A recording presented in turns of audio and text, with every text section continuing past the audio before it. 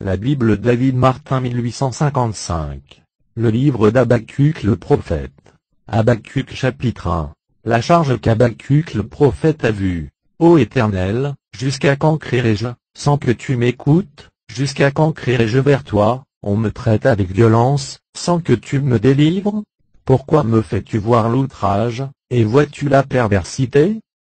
Pourquoi y a-t-il du dégât et de la violence devant moi, et des gens qui excitent des procès et des querelles?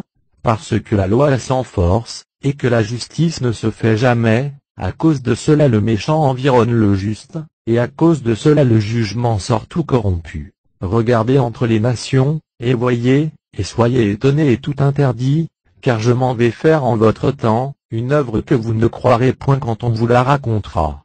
Car voici, je m'en vais susciter les Chaldéens, qui sont une nation cruelle et impétueuse, marchant sur l'étendue de la terre, pour posséder des demeures qui ne lui appartiennent pas. Elle est affreuse et terrible, son gouvernement et son autorité viendra d'elle-même. Ses chevaux sont plus légers que les léopards, et ils ont la vue plus aiguë que les loups du soir, et ces gens de cheval se répandront çà et là, même ces gens de cheval viendront de loin, ils voleront comme un aigle qui se hâte pour repaître. Elle viendra toute pour faire le dégât, ce qu'ils engloutiront de leur regard sera porté vers l'Orient, et elle amassera des prisonniers comme du sable. Elle se moque des rois, et se joue des princes, elle se rit de toutes les forteresses, en faisant des terrasses, elle les prendra.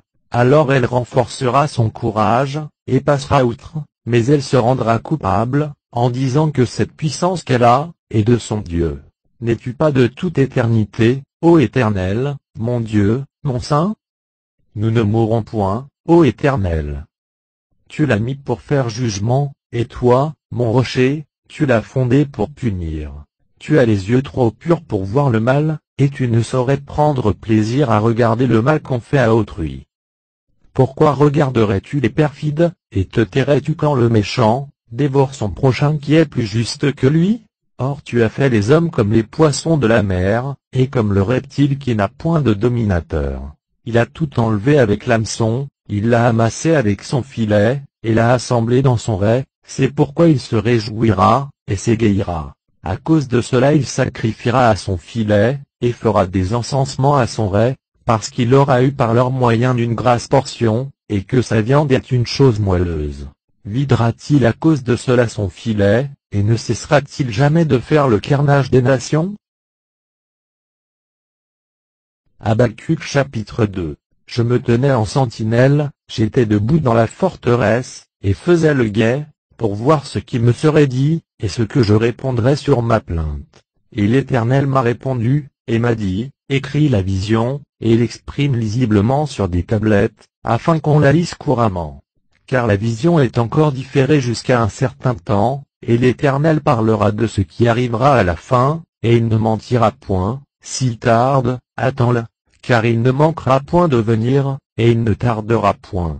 Voici, l'âme qui s'élève en quelqu'un, n'est point droite en lui, mais le juste vivra de sa foi. Et combien plus l'homme a donné au vin est-il prévaricateur, et l'homme puissant est-il orgueilleux, ne se tenant point tranquille chez soi, qui élargit son âme comme le sépulcre, et qui est insatiable comme la mort, il amasse vers lui toutes les nations, et réunit à soi tous les peuples. Tous ceux-là ne feront-ils pas de lui un sujet de raillerie et de sentence énigmatique? Et ne dira-t-on pas, malheur à celui qui assemble, ce qui ne lui appartient point? Jusqu'à quand le fera-t-il, et entassera-t-il sur soi de la boue épaisse? N'y en aura-t-il point qui tout incontinent s'élèveront pour te mordre? Et ne s'en réveillera-t-il point, qui te feront courir çà et là, et à qui tu seras en pillage? Parce que tu as butiné plusieurs nations, tout le reste des peuples te butinera, et à cause aussi des meurtres des hommes, et de la violence faite au pays, à la ville et à tous ses habitants.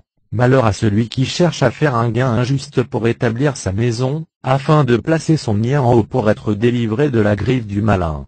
Tu as pris un conseil de confusion pour ta maison, en consumant beaucoup de peuples, et tu as péché contre toi-même. Car la pierre criera de la paroi, et les nœuds qui sont dans les poutres lui répondront. Malheur à celui qui cimente la ville avec le sang, et qui fonde la ville sur l'iniquité. Voici, n'est-ce pas de par l'Éternel des armées, que les peuples travaillent pour en nourrir abondamment le feu, et que les nations se fatiguent très inutilement, mais la terre sera remplie de la connaissance de la gloire de l'Éternel, comme les eaux comblent la mer. Malheur à celui qui fait boire son compagnon en lui approchant sa bouteille, et même l'enivrant, afin qu'on voie leur nudité. Tu auras encore plus de déshonneur que tu n'as eu de gloire, toi aussi, bois, et montre ton opprobre, la coupe de la dextre de l'Éternel fera le tour parmi toi, et l'ignominie sera répandue sur ta gloire. Car la violence faite au Liban te couvrira, et le dégât fait par les grosses bêtes les rendra tout étonnés, à cause des meurtres des hommes, et de la violence faite au pays, à la ville et à tous ses habitants. De quoi sert l'image taillée, que son ouvrier l'ait taillée? Ce n'est que fonte, et qu'un docteur de mensonges. De quoi sert-elle, pour que l'ouvrier qui fait des idoles muettes se fie en son ouvrage? Malheur à ceux qui disent au bois, réveille-toi, et à la pierre muette, réveille-toi. Enseignera-t-elle? Voici, elle est couverte d'or et d'argent, et toutefois il n'y a aucun esprit au-dedans, mais l'Éternel est au temple de sa sainteté. Toute la terre, tais-toi, redoutant sa présence. Habacuc chapitre 3. La requête d'Habacuc le prophète, pour les ignorances. Éternel, j'ai ouï ce que tu m'as fait lire, et j'ai été saisi de crainte. Ô Éternel, entretiens ton ouvrage en son être parmi le cours des années, fais-le connaître parmi le cours des années, souviens-toi, quand tu es en colère, d'avoir compassion.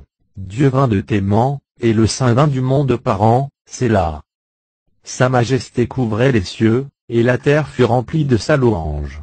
Sa splendeur était comme la lumière même, et des rayons sortaient de sa main, c'est là où réside sa force. La mortalité marchait devant lui, et le charbon vif sortait à ses pieds. Il s'arrêta, et mesura le pays, il regarda, et fit tressaillir les nations, les montagnes qui ont été de tout temps, furent brisées, et les coteaux des siècles se baissèrent, les chemins du monde sont à lui. Je vis les tentes de Chusan accablées sous la punition, les pavillons du pays de Madian furent ébranlés. L'Éternel était-il courroucé contre les fleuves? Ta colère était-elle contre les fleuves? Ta fureur était-elle contre la mer, lorsque tu montais sur tes chevaux et sur tes chariots pour délivrer? Ton arc se réveilla, et tira toutes les flèches, selon le serment fait aux tribus, savoir, ta parole, c'est là. Tu fendis la terre, et tu en fis sortir des fleuves. Les montagnes te virent, et elles en furent en travail, l'impétuosité des eaux passa, l'abîme fit retentir sa voix, la profondeur leva ses mains en haut. Le soleil et la lune s'arrêtèrent dans leur habitation, ils marchèrent à la lueur de tes flèches, et à la splendeur de l'éclair de ta hallebarde. Tu marchas sur la terre avec indignation, et foulas les nations avec colère.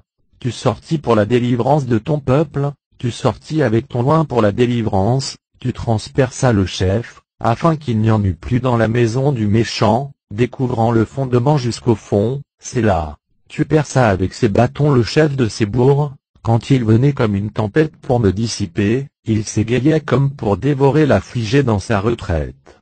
Tu marchas avec tes chevaux par la mer, dans le monceau des grandes eaux. J'ai entendu ce que tu m'as déclaré, et mes entrailles en ont été émues. À ta voix le tremblement a saisi mes lèvres, la pourriture est entrée en mes os, et j'ai tremblé dans moi-même, car je serai en repos au jour de la détresse, lorsque montant vers le peuple, il le mettra en pièces, car le figuier ne poussera point, et il n'y aura point de fruits dans les vignes, ce que l'olivier produit, mentira, et aucun champ ne produira rien à manger, les brebis seront retranchées du parc, et il n'y aura point de bœufs dans les étables. Mais moi, je me réjouirai en l'Éternel, et je m'égayerai au Dieu de ma délivrance. L'Éternel, le Seigneur, est ma force, et il rendra mes pieds semblables à ceux des biches, et me fera marcher sur mes lieux élevés, au maître chantre, sur mes guinottes.